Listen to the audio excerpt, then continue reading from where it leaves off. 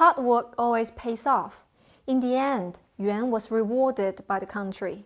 In 1981, Yuan got his National Invention Special Award. The prize was 100,000 yuan, of which Yuan Longping took only 5,000 yuan for himself, distributing the rest among his team. In 2014, Yuan's team was awarded the Special Award of National Science and Technology Progress Award. Yuan once said, "People should spare no effort in striving after dreams rather than striving after money." Yuan indeed is a wise man who not only feeds our stomach, but also nurtures our minds. 通过前面的课程，咱们已经积累了杂交水稻超多实用的英语词汇和短语。那咱们今天主要的课程内容就是复述这个故事。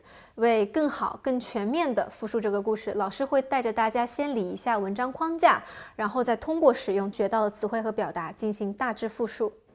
Our main job today is to summarize and retell the story of the birth of hybrid rice.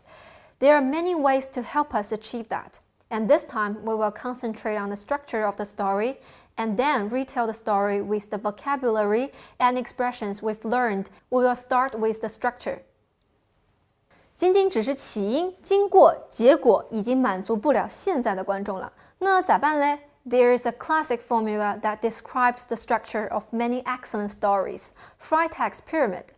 这是德国著名的小说家、剧作家古斯塔夫·弗赖塔格通过研究了大量的莎士比亚作品和古希腊故事所创作的一套剧作格式。他将原本的3层剧情扩展成为5幕剧情节，并誉为金字塔型，认为典型剧情由上升 rising action、高潮 climax 和回落 falling action 组成。套用这个金字塔，好故事一打又一打，是不是有点 scare 呢？我们用国民熟知的故事《西游记之三打白骨精》为例，来套用一下 Freytag's Pyramid。在 exposition 部分介绍了故事的人物和场景，唐僧师徒4人外加1匹白龙马在西天取经的路上。随后呢是 rising action， 故事情节不断变得跌宕。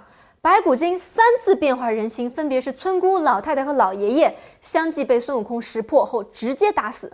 白骨精则化作青烟逃脱，但不辨假身和妖精的唐僧以为孙悟空滥杀无辜，对他屡次批评。Climax 部分也是故事最为精彩、最牵动人心的部分。就在最后一次击杀白骨精幻化的假身之后，唐僧忍无可忍，矛盾激化，将孙悟空直接赶走。白骨精随即返还，随即将唐僧抓走。故事的 falling action 部分，主要人物开始解决矛盾。孙悟空呢，在八戒的请求下，不计前嫌，成功救出了唐僧。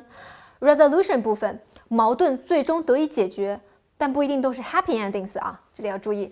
最后成功得救的唐僧意识到了自己的错误，与孙悟空重归于好，师徒4人继续踏上西行路。哦，对了，还有1匹白龙马。那生于1816年的德国剧作家 Freytag 所创作的故事框架，和大约16世纪明朝中期的中国小说家吴承恩之作《西游记》的跨界和搭配，是不是听着还挺融洽的？这是为什么呢？因为这个5幕剧情啊，是一个优秀剧情和故事的基本结构，经典呢是可以跨越时代和国界的。那么通过简短对三打白骨精的分析，大家应该对 Freytag's Pyramid 有了大致上的概念和基本判断。大家有没有其他耳熟能详的故事可以通过这一经典的故事结构进行分解呢？有吗？没有也无妨，咱们眼前就有杂交水稻等着我们去分解。Okay, then back to our story about Yuan Longping and the birth of hybrid rice. First of all, exposition. Characters and settings are introduced. In 1960, China suffered a severe shortage of food grains. Yuan Longping, who graduated from Southwest Agricultural College, felt called to render service to his country and his people. Then, rising action, main character faces a conflict. A new type of crop needed to be raised that could increase grain output significantly. This could only be accomplished by crossbreeding. However, paddy rice is self-pollinating, so finding the rice stalks that would produce male sterile rice might be the ideal solution. In order to find unusual stalks with the correct genes, Yuan Longping trudged through the paddy fields constantly. During field investigations, though he was confronted a lot of hardships and setbacks, such as ruined shoes and backache, he spared no effort to solve the scientific challenge. Now, here is the climax, or we can say the high point of a story. Hard work never lets a conscientious man down. On the 14th day of his field investigation, Yuan Longping found the unusual stock he was looking for. Following is the falling action. The character begins to solve the problem. Yuan Longping was never alone. The authorities wasted no time organizing a subcommittee to assist the hybrid rice research. The crop output was increased from 600 kilograms to 800 kilograms by making continuous improvements to the hybrid rice. By the year 2017, China's output of super paddy rice had topped 1,100 kilograms per mu. Take a good look at this pyramid. Now, see if you can make your own story based on the Yuan Longping story, using this structure as your guide. The story writing challenge I want to set you is to find a story about someone who used persistence and dedication to solve a difficult challenge. You can choose someone famous from history or someone from your local area or even your own family.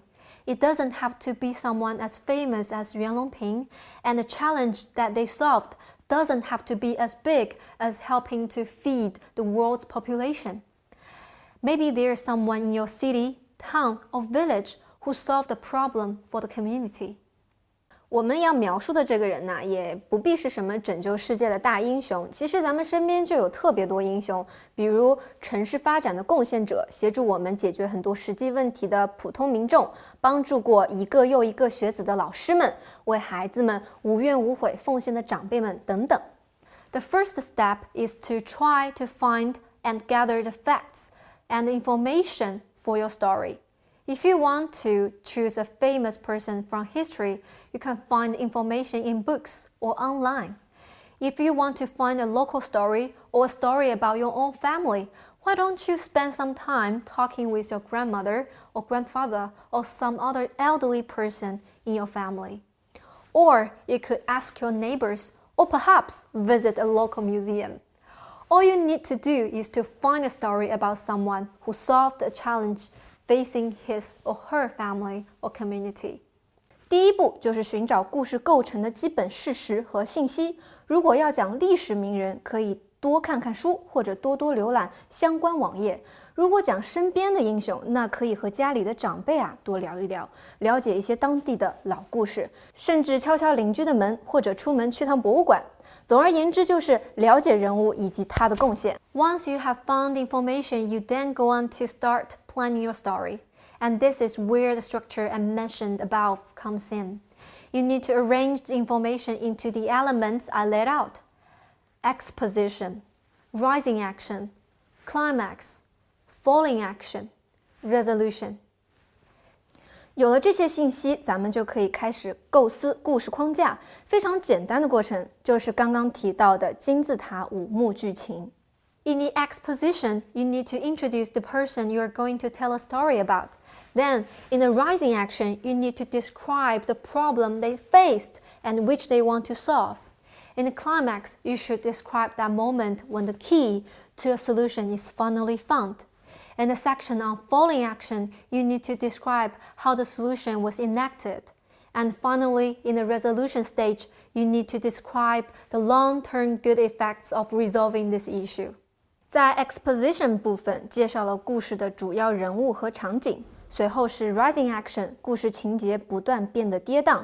Climax 部分是故事最为精彩、最牵动人心的部分。Falling action 部分主要人物开始解决矛盾。Resolution 部分矛盾最终得以解决以及他们所带来的积极影响。